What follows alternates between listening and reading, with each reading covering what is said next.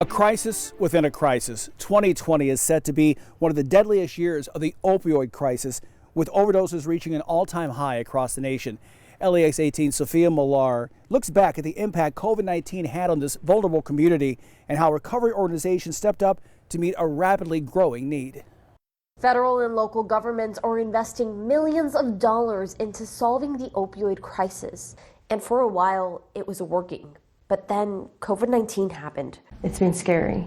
Tadra Curry is in recovery after a decade of addiction to prescription opioids. I just celebrated 4 years on January the 12th. She relies on routine, work, family, and friends to keep her on track, just like a lot of people in recovery. So when Kentucky went into lockdown in March in the governor's effort to contain the spread of COVID-19, there were consequences.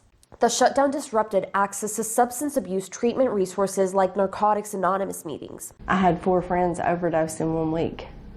Like every day of the week, somebody was dying. Curry says the people around her started relapsing. David Zubak says he saw it too. When you're closed in a house, it's almost like a jail cell. So I'm sitting there with all this idle time in mind, and I just don't know what to do, and that's what we tend to lead to. Curry and Zubak work in substance abuse treatment centers and regularly attend Celebrate Recovery meetings.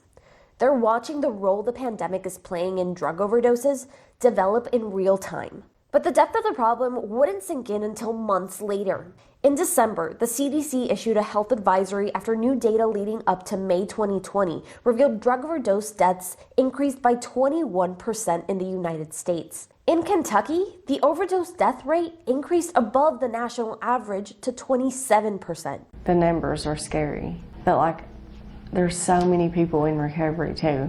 Curry says harm reduction organizations stepped up in 2020. When they couldn't hold face-to-face meetings, they offered virtual ones. It's helped, but it's a lot different. You're looking at a screen, you feel like you're talking to yourself, and when you share in a meeting, people laugh and you don't get that. The expansion of telehealth also made treatment options more accessible. But in the early months of the pandemic, many centers temporarily closed or stopped accepting new patients. And in this community, timing can make the difference between life or death. We need to get them in bed today because they may change their mind in 3 hours. Curry's employer is among those responding to the growing need. Addiction Recovery Care opened multiple new addiction treatment centers in 2020. Crown Recovery Center opened mere months after the coronavirus arrived in Kentucky. Now it's on its way to becoming one of the largest and most comprehensive treatment centers in the United States.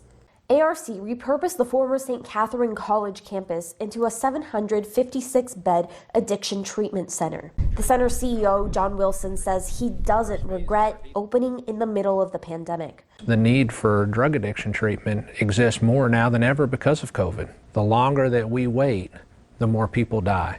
That's just the reality. Wilson says they've adjusted to meet safety measures while trying to retain as much of the pre-pandemic normalcy as possible. These are not bad people. They're sick people, and they just need help. Patients living on the campus have access to healthcare, job training, and peer support. And while many of the meetings are in person, some have staff join via Zoom. They never did this until COVID. And so harm reduction experts are finding ways to adapt to the limitations of the pandemic inside and outside of residential treatment centers. We're really addressing a pandemic within a pandemic.